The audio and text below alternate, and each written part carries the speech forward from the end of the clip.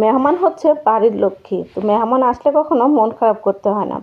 শুক্রবার দিন আমাদের বাসায় হঠাৎ করে চলে আসছিল আলিফের দোস্তের দাদা এবং তার বড় ভাই। তো একটা কাজের জন্য আসছে আমাদের বাসায়, না বলেই আসছে। তো হঠাৎ করে আসছে, তো আমি তাদেরকে আমাদের গাছের কলা এবং ঘরে বিস্কিট ছিল আর মিষ্টি নিয়ে আসছিলো, সেই মিষ্টি আর মুড়ি এগুলো দিয়েই নাস্তা দিয়েছিলাম। তো এরপর ওনারা ওনাদের কাজে চলে গেছে আর আমি এই ফাঁকে চলে আসছি, বাসায় যা ছিল সেগুলো দিয়ে রান্নাবান্না করব। তো আজকে আবার আমাদের বাড়ির সবাই যাবে হলো দাওয়াতে। তো পাশে একটা দাওয়াত আছে, তো সেইখানে দাওয়াতে যাবে।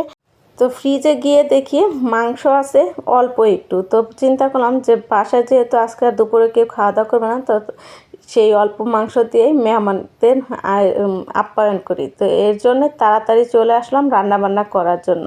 তো মেহমান আসছে, তো কি হয়েছে, আমিও আমার 4D স্পিডে রান্না বান্না শুরু করে দিছি। তো আজকে মেহমানদের জন্য রান্না করতেছি ডিম ভুনা, আর ছিল একটু মুরগির গোস্ত ছিল খিচুড়ি রান্না করার জন্য রাখছিলাম। তো সেইটুকু দিয়েই আজকে রান্না করব, সাথে একটু আলুও দেব। তো মেহমানরা আসছে একটা পাত্রী দেখার জন্য, তো সেইখানে গেছে।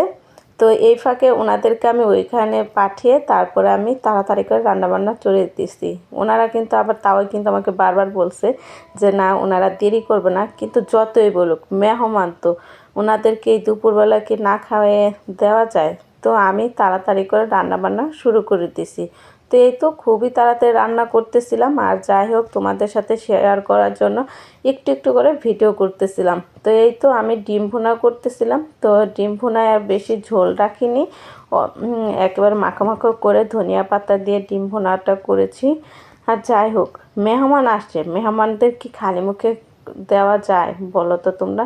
আমার কিন্তু এটা মোটেও ভালো লাগে না। মেহমান হচ্ছে বাড়ির লক্ষ্মী, মেহমান আসলে কখনোই মন খারাপ করতে হয় না। আলহামদুলিল্লাহ, অনেক দিন পর তাও আসছে, তো আমিও খুবই খুশি হয়েছি। আমার বাড়িতে মেহমান আসলে কেমন যেন আমার মনে হয় যে ঈদ লাগতেছে, ওইরকম একটা আনন্দ মনের ভেতর হয়।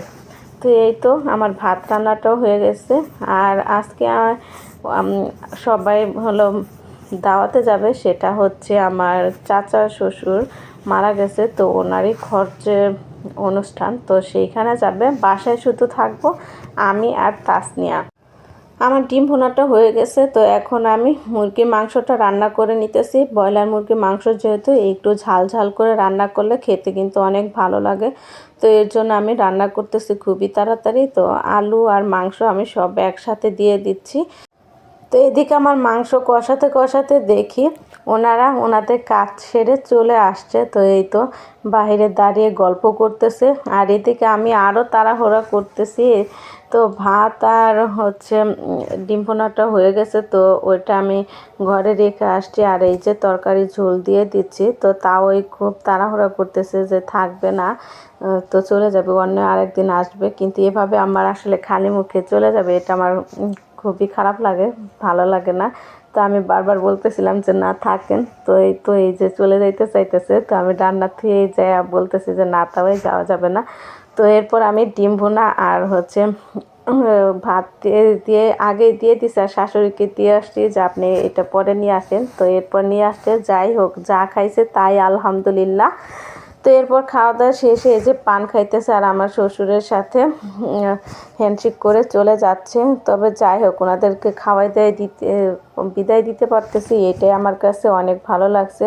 আর বলে আসুক বা না বলে আসুক, মেহমান তো মেহমানই। তো সবাই ভালো থাকবেন, সুস্থ থাকবেন। আজকে ভিডিওটি আমার এ পর্যন্ত। আল্লাহ হাফেজ।